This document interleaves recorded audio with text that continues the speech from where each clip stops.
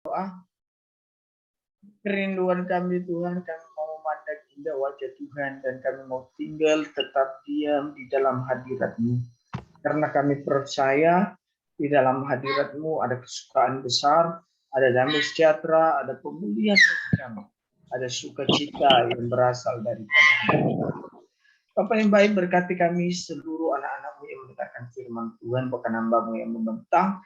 Meskipun kami berada dalam tempat yang berbeda-beda, tetapi kami mempunyai satu Tuhan, yaitu Yesus Kristus, yang sudah menebus kami.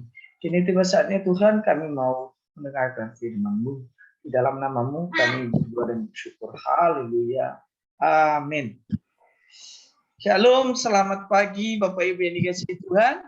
Pagi. Saya percaya istirahatnya malam hari ini penuh dengan mimpi-mimpi yang indah, penuh dengan sukacita, dan penuh dengan berkat anugerah Tuhan yang luar biasa. Nah, Bapak Ibu yang dikasihi Tuhan, saya percaya hatinya senang pagi ini karena Ibu Pungki sudah bawa lagu Hati Senang. Ya kan? Oh iya, kata Pak Ari, bersyukur kepada Tuhan. Jadi saya percaya kita semua penuh dengan sukacita pagi hari ini, penuh dengan kelimpahan di dalam Tuhan. Nah, Bapak Ibu yang dikasihi Tuhan, hari ini saya berbicara tentang ciri orang yang dewasa rohani. Tetapi saya temanya itu saya buat saja kemarin ke Ibu Lydia, yaitu dewasa rohani. Nah, Bapak Ibu yang dikasihi Tuhan, kita dewasa rohani itu bukan karena kita sejak lahir sudah Kristen, tetapi karena itu sebuah pengenalan dengan Tuhan. Itu sebuah anugerah yang diberikan Tuhan kepada kita. Bagaimana kita bisa menjadi orang yang dewasa rohani kalau kita menjauhkan diri daripada Tuhan? Gak mungkin, gak bakalan bisa. Nah, Bapak Ibu yang dikasihi Tuhan, mari kita membaca Alkitab kita dalam Ibrani pasal yang ke-10 ayat 22 sampai ayat 25. Saya membacakannya. Karena itu marilah kita menghadap Allah dengan hati yang tulus, ikhlas, dan keyakinan iman yang teguh, oleh karena hati kita telah dibersihkan dari hati nurani yang jahat, dan tubuh kita telah dibasuh dengan air yang murni. Marilah kita teguh berpegang pada pengakuan tentang pengharapan kita, sebab Ia yang menjanjikan setia. Dan marilah kita saling memperhatikan supaya kita saling mendorong dalam kasih dan dalam pekerjaan baik. Janganlah kita menjauhkan diri dari pertemuan-pertemuan ibadah kita seperti dibiasakan oleh beberapa orang. Tetapi marilah kita saling menasihati dan semakin giat melakukannya menjelang hari Tuhan yang mendekat. Nah, Bapak Ibu yang dikasihi Tuhan, Alkitab memberikan kita gambaran kalau kita melihat dalam perikopnya diberikan ketekunan. Berarti dalam hidup Bapak Ibu kita harus perlu menyadari bahwa kita itu sudah ditebus. Dan ini sudah mau Jumat Agung ya Bapak Ibu ya. Tinggal beberapa saat ke depan kita sudah Jumat Agung. Kita mengingat kembali bagaimana Kristus mengorbankan dirinya untuk kita. Dia adalah anak domba Allah yang sempurna.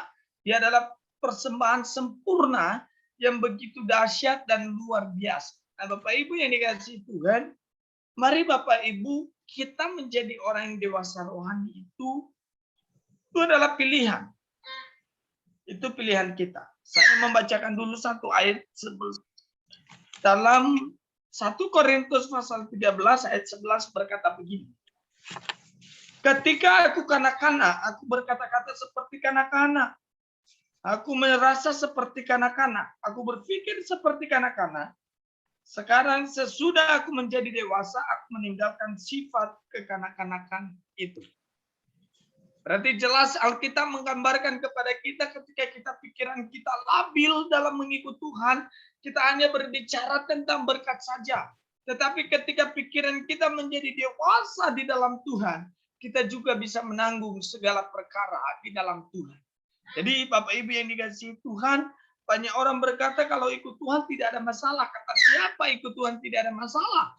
Ikut Tuhan itu penuh dengan tantangan, penuh dengan rintangan. Tetapi apakah kita mampu melewatinya? Kita mampu melewatinya. Kapan? Ketika kita bersikap seperti orang dewasa. Bukan seperti orang yang keresak-keresuk, terburu-buru, dibuai oleh ambisi, dibuai oleh hal-hal yang tidak berkenan kepada Tuhan. Dan menjadi dewasa rohani ada beberapa ciri yang saya temukan di dalam ayat ini. Yang pertama, orang yang dewasa rohani itu dia harus menghadap Allah dengan tulus dan ikhlas. Jadi seorang yang menghadap Tuhan dia harus tulus ikhlas. Namanya ikhlas. Dia tidak mengharapkan sesuatu. Kalau saya datang beribadah, berarti saya harus diberkati Tuhan. Dia sama sekali tidak mengharapkan sesuatu. Namanya juga tulus dan ikhlas. Jadi ketika kita menghadap Tuhan, kita sebagai orang yang sudah dewasa rohani, orang yang sudah dewasa dalam berpikir, dalam iman, kita harus menghadap Allah dengan hati yang tulus, ikhlas. Kita harus tulus, ikhlas. Sehingga dengan kita tulus menghadap Tuhan, kita menjadi teguh di dalamnya. Menjadi apa? Menjadi keyakinan kita itu tidak diombang-ambingkan. Kenapa kita harus menjadi tulus dan menghadap Allah dengan hati yang, karena hati kita sudah dimurnikan oleh Tuhan, sudah dibersihkan oleh Tuhan.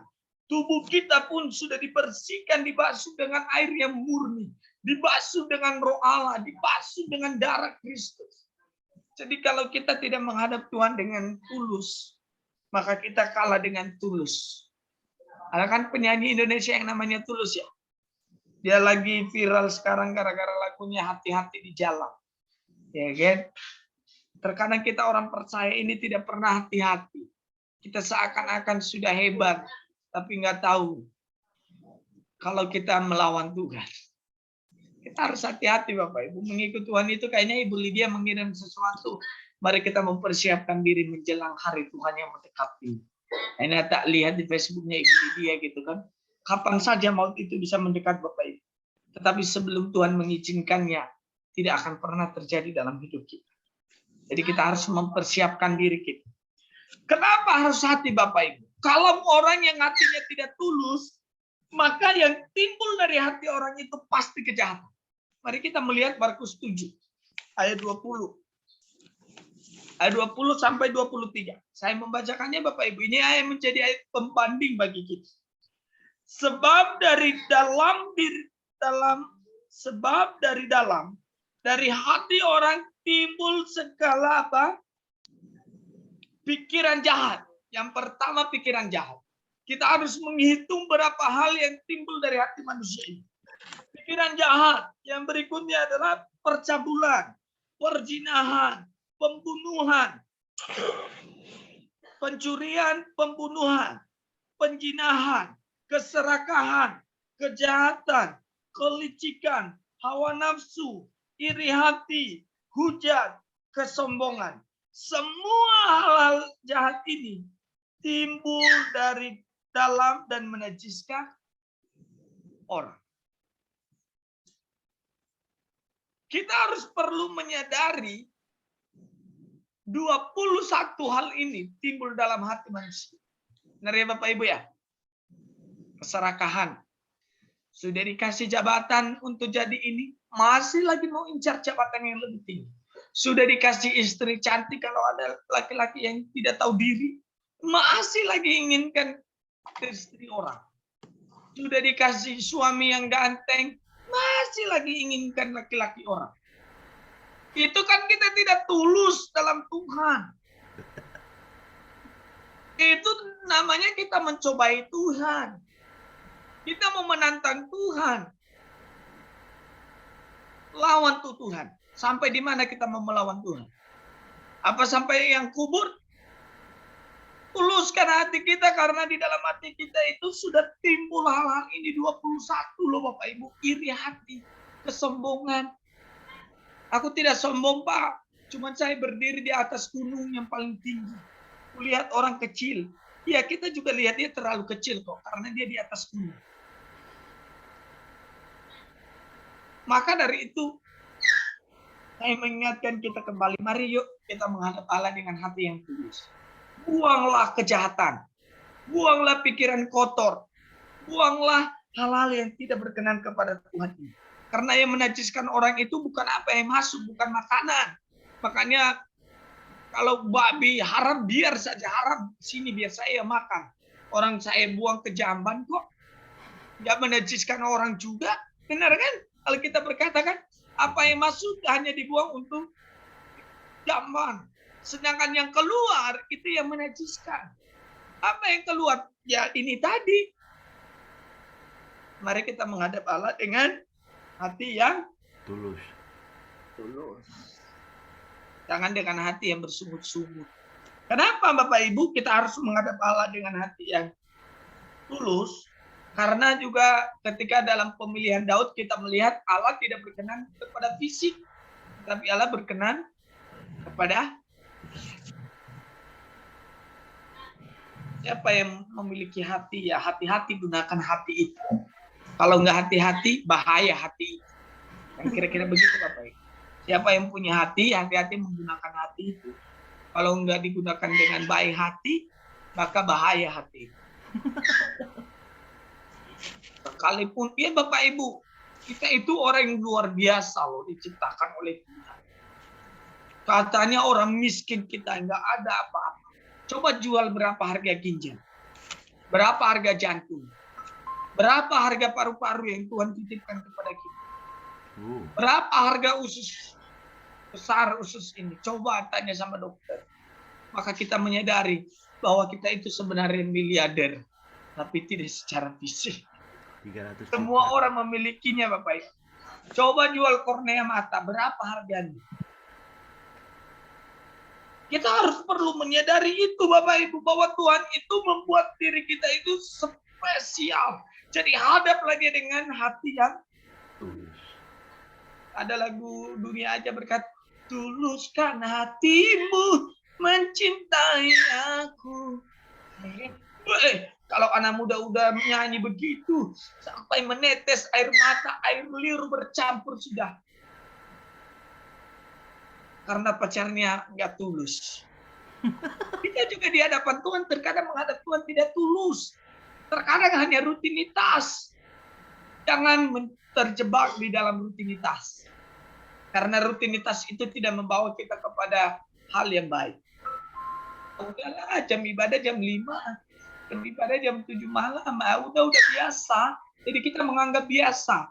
Kita menganggap tidak ada sesuatu di sana. Udah biasa.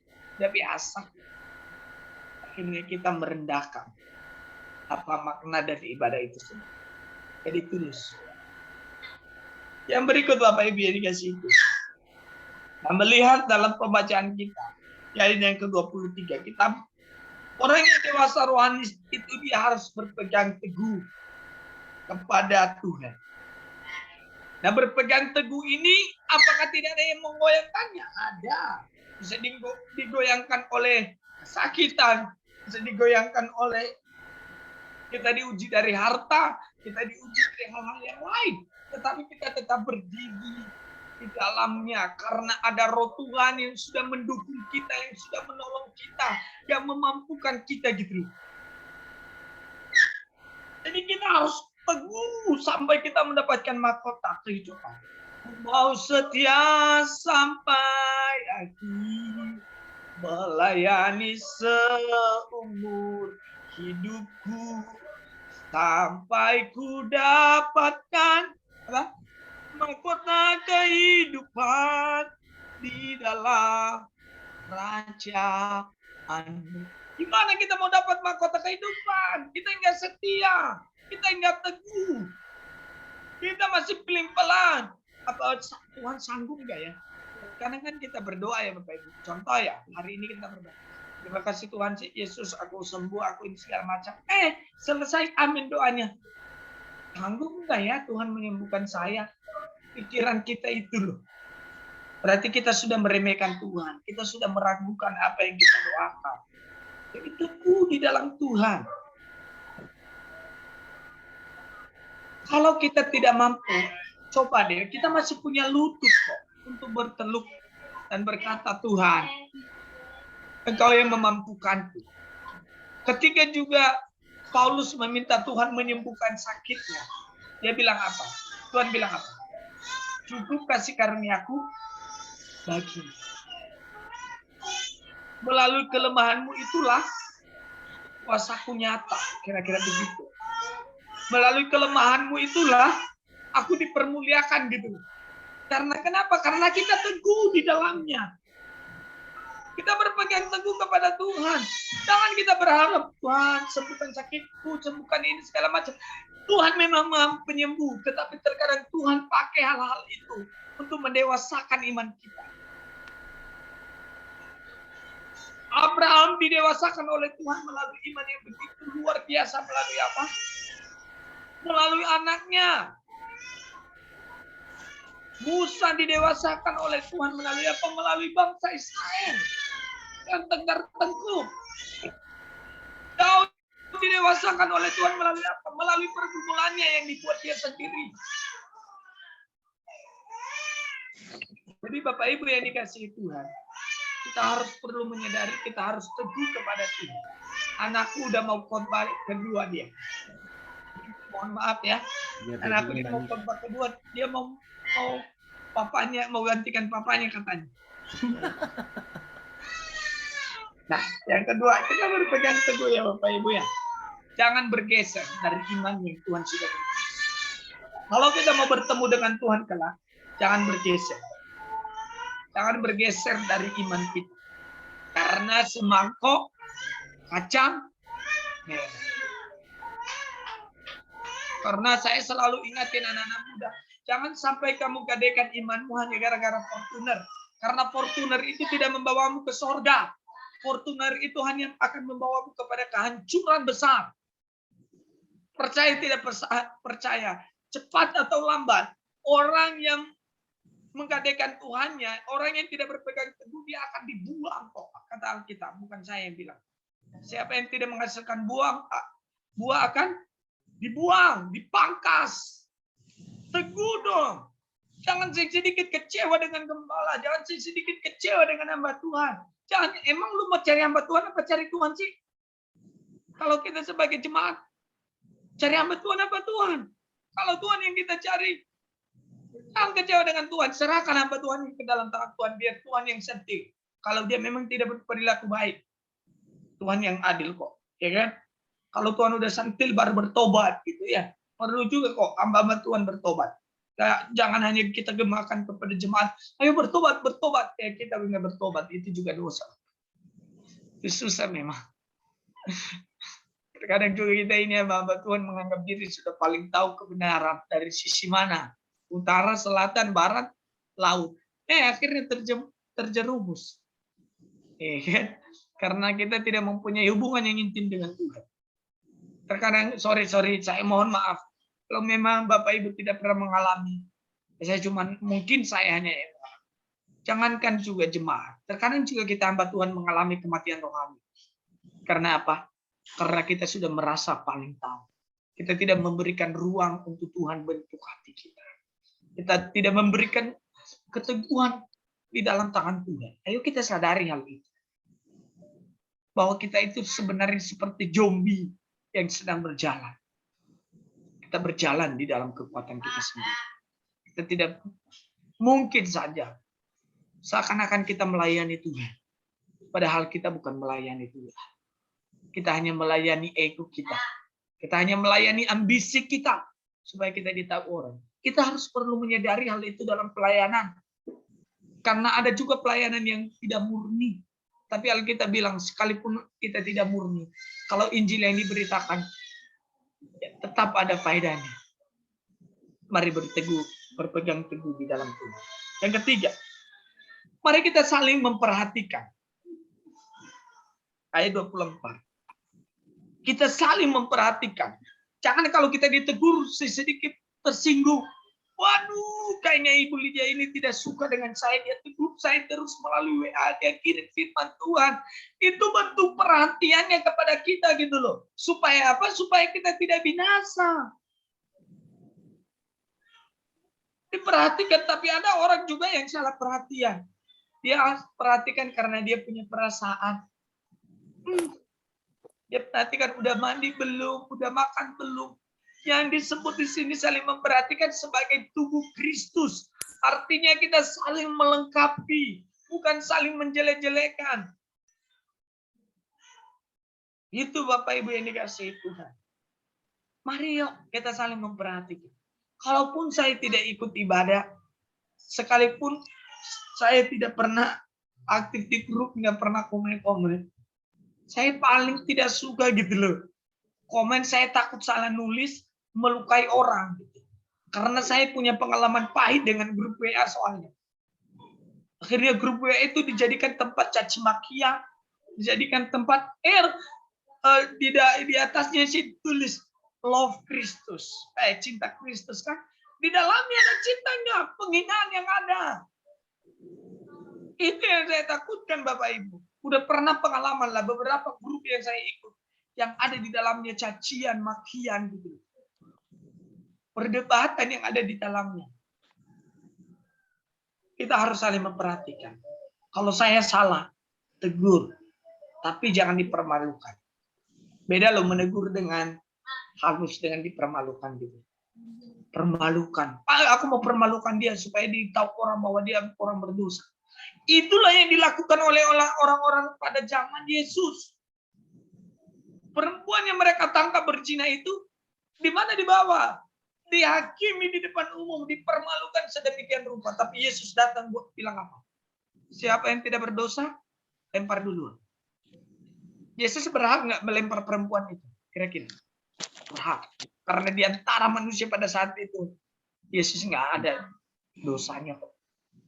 Berhak nggak? Berhak. Tapi Yesus menghakimi nggak? Mungkin dia memberitahuan kesalahan. Ini kesalahan. Pergilah dan jangan berbuat lagi.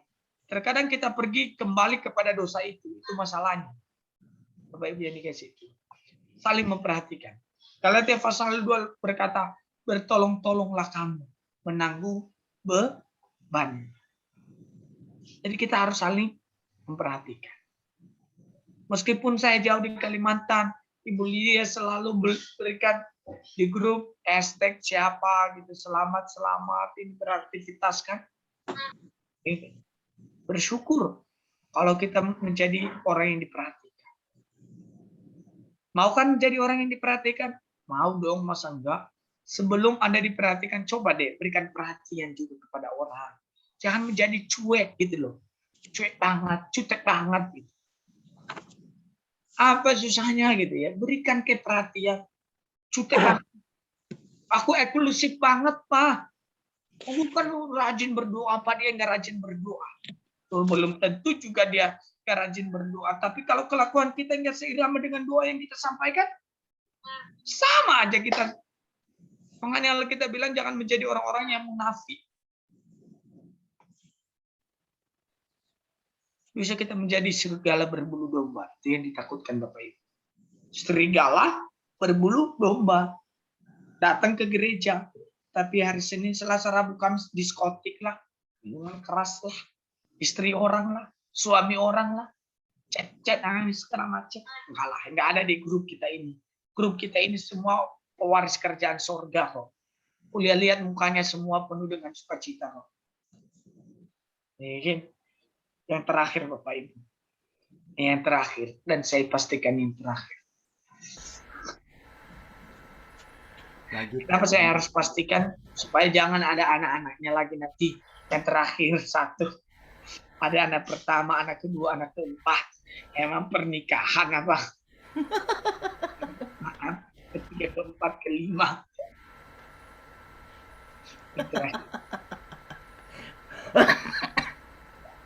Panjang ekornya. Soalnya nggak ada lagunya panjang ekornya, nggak ada. Panjang leher. Panjang rambut ya. Kalau badannya besar itu gorila, tapi pendek kakinya, nggak panjang. Kong badannya besar. Yang terakhir, ayat 25. Jangan pernah menjauhkan diri dari pertemuan pertemuan ibadah. Orang dewasa rohani itu nggak pernah dia melepaskan jadwal-jadwal ibadahnya. Karena kenapa? Dia tahu di dalam ibadah itu mengandung janji. Baik janji untuk sekarang dan hidup yang akan ibadah dong. Ingat ya, ketika kalimat itu berkata, janganlah kita menjauhkan diri dari pertemuan-pertemuan ibadah kita. Koma. Seperti dibiasakan. Ada kebiasaan nggak di sini? Ada nggak kebiasaan? Kalau kebiasaannya, ya udahlah, buat apa ibadah? Sama kok hidupku dengan orang-orang yang tidak ibadah. Berarti kamu nggak pernah mengalami Tuhan, makanya kamu nggak pernah berkata, aku beda dengan mereka. Harusnya ketika kita mengalami Tuhan, kita berkata, aku percaya, aku dibedakan oleh Tuhan. Aku menjadi berkat. Loh, kok sama main dengan setan? Memang kita itu memang terkadang jadi setan, dipakai setan kita. Karena kita belum kenal Tuhan dengan benar. Kenal kepada siapa kita beribadah. Kenal kepada siapa kita bawa pujian penyembahan.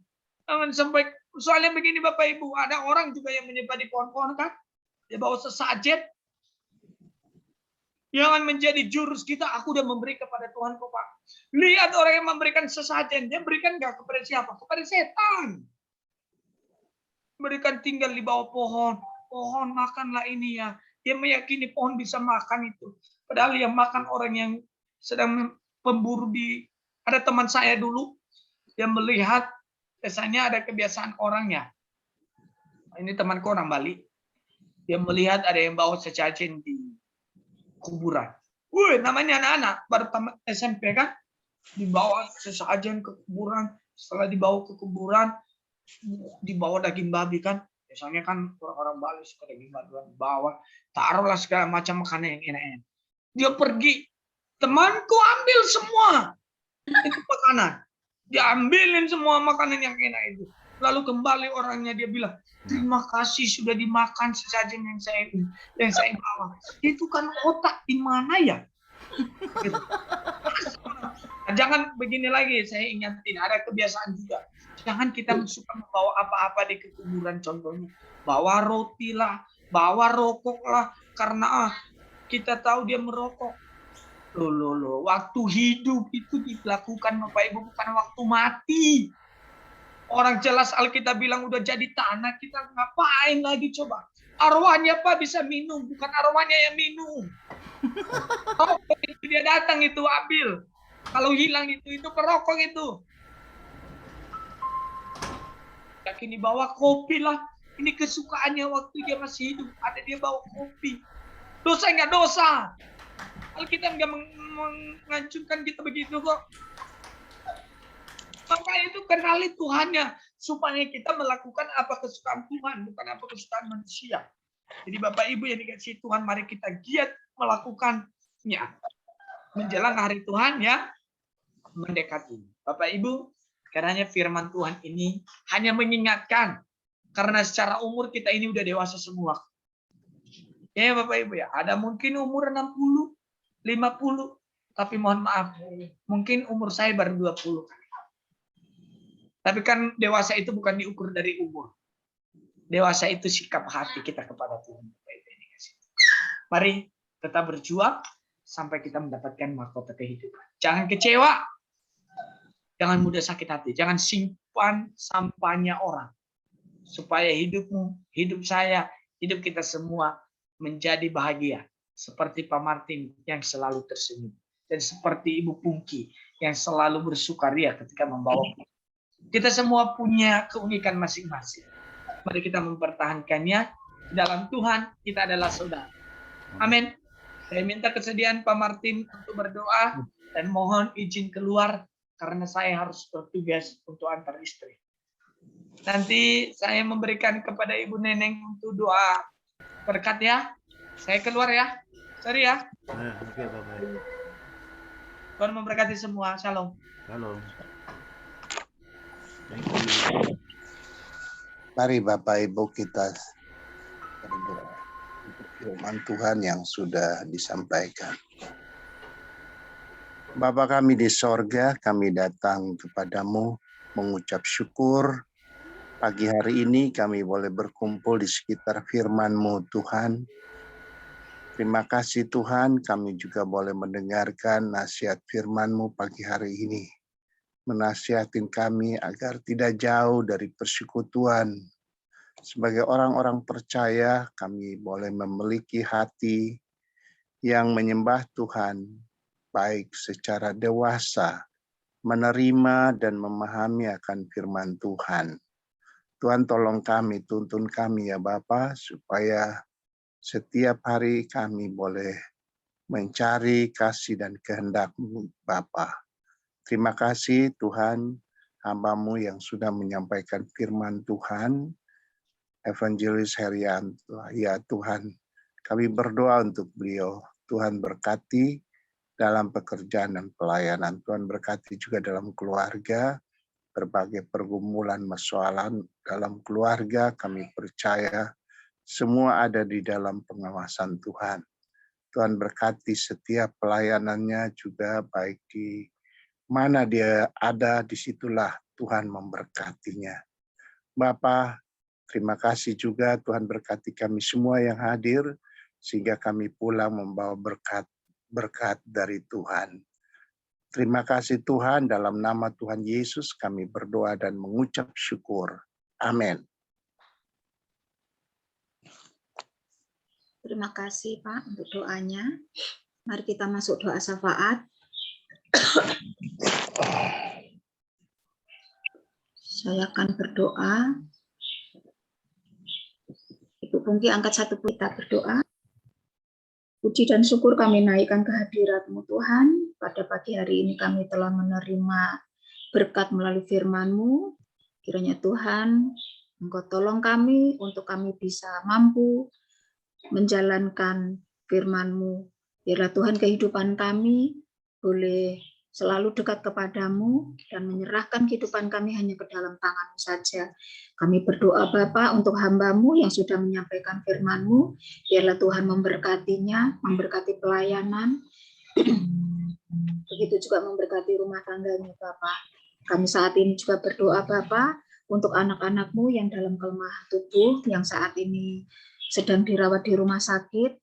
Kami berdoa untuk Saudara Yosafat Carlos, Bapak Rangga Leonardo, dan juga Ibu Iis Supriyatni, beserta juga Opa dari Christian yang saat ini mereka masing-masing sedang terbaring lemah di rumah sakit.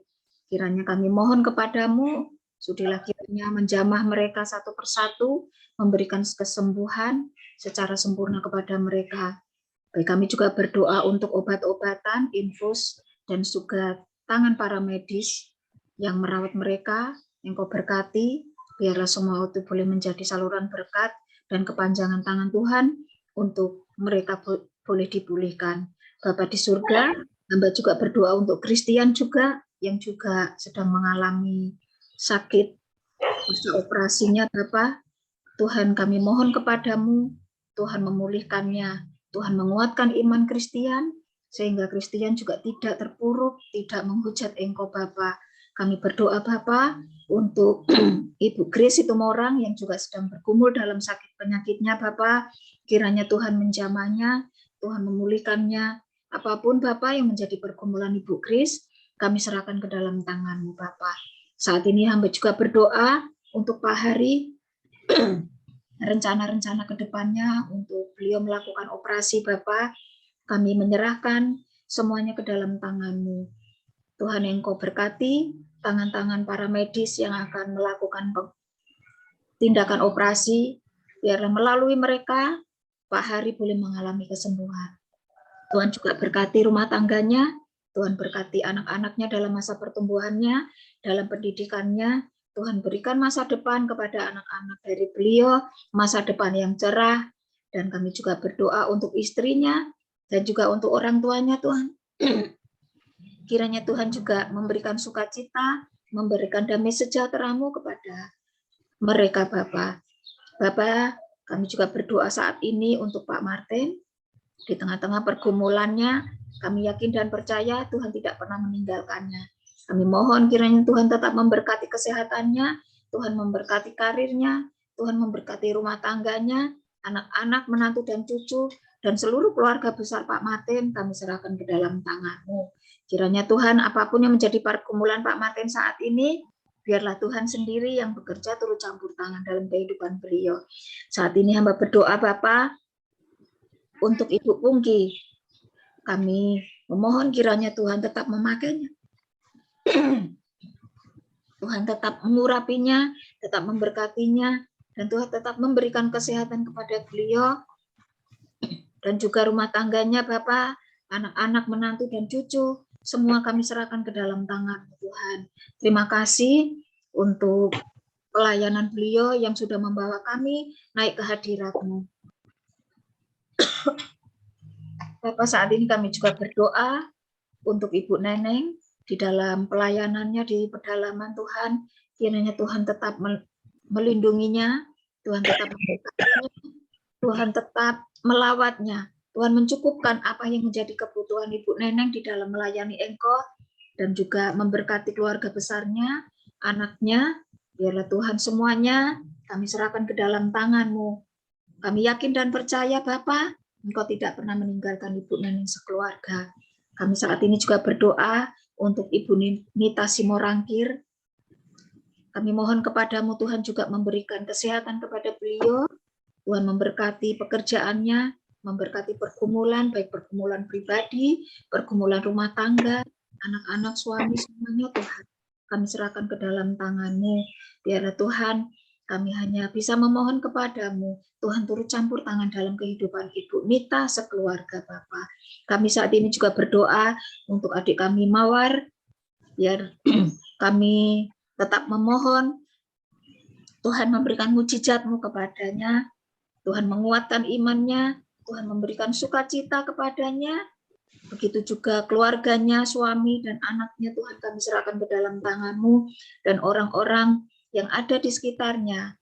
Kami juga berdoa untuk orang tuanya Tuhan, biarlah Tuhan tetap memberikan sukacita, Tuhan tetap menopangnya, Tuhan tetap memberkati di masa-masa tuanya, Tuhan tetap menggendongnya Bapa. Saat ini hamba juga berdoa Tuhan untuk saudari Lenita. Kami menyerahkan kehidupan Lenita ke dalam tangan-Mu di masa mudanya Tuhan. Biarlah Tuhan memakai Lenita untuk menjadi pembantu di dalam pekerjaannya di rumah sakit. Tuhan kiranya tutup bungkus sehingga Lenita boleh selamat di dalam pekerjaannya. Tuhan kami mohon juga Engkau memberkati keluarga besar Lenita, orang kakaknya Tuhan kami serahkan ke dalam tangan-Mu saja. Terima kasih Bapak, kami berdoa untuk saudara-saudara kami yang tergabung di channel New Life Bapak. Kami tidak bisa menyebutkan mereka satu persatu, tapi kami yakin dan percaya Tuhan melawat mereka, Tuhan hadir di tengah-tengah rumah tangga mereka, Tuhan memberkati mereka masing-masing. Apapun pergumulan saudara-saudara kami Tuhan, kami hanya menyerahkan ke dalam tangan-Mu saja. Biarlah Tuhan yang akan bekerja seturut dengan kehendak-Mu.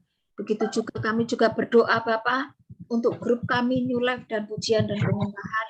Kiranya Tuhan memberkati grup kami ini Tuhan, untuk kami, untuk tempat kami melayani Engkau Bapak, untuk kami bisa saling mengasihi antar anggota Bapak, untuk kami bisa saling bergandeng tangan Bapak, untuk saling melayani.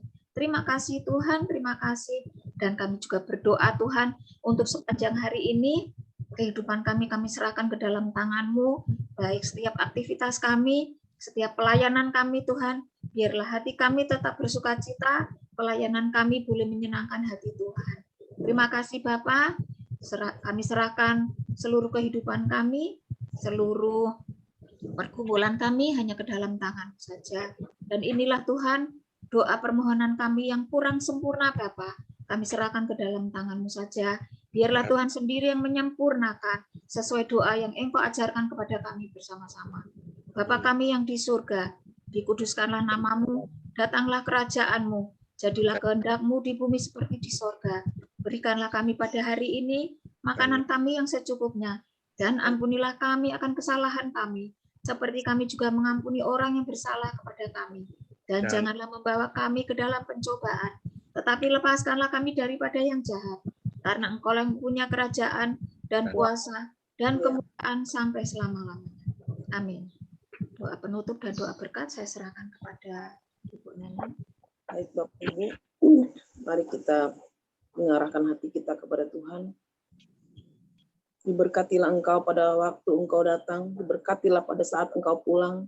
Pada saat Engkau pulang tidak akan sama. Dan kami percaya berkat-berkat dari Allah Bapa turun atas kehidupan Bapak Ibu Saudara sekalian dan melampaui akal. Biar Tuhan Yesus menyertai kita. Engkau tidak akan pernah turun dan Engkau tetap naik, Engkau tidak akan menjadi ekor, Engkau tetap menjadi kepala. Diberkatilah Tuhan menyinari wajahnya kepada Engkau dan membuat Engkau damai sejahtera, memberikan damai sejahtera. Sukacita, diberkatilah seluruh keluargamu, diberkatilah apa yang dilakukan kedua tanganmu, diberkatilah usahamu, diberkatilah pelayananmu, diberkatilah keadaan di desa. Disambut berkat daripada Engkau pada hari ini dengan ucapan syukur. Di dalam nama Tuhan Yesus kami mengucap syukur. Haleluya Tuhan. Amin. Terima kasih Yesus. Terima kasih bersyukur hanya bagimu ya Allahku ya Tuhanku. Terima kasih Yesus. Terima kasih Yesus. bersyukur hanya bagimu. Bersyukur hanya bagimu. Bersyukur hanya bagimu. Terima Kasih.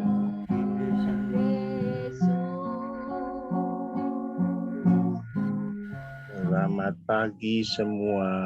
Ya, selamat pagi Pak Marti. Pagi semua. Selamat pagi, Selamat pagi Bu Neneng. Terima kasih. Terima kasih.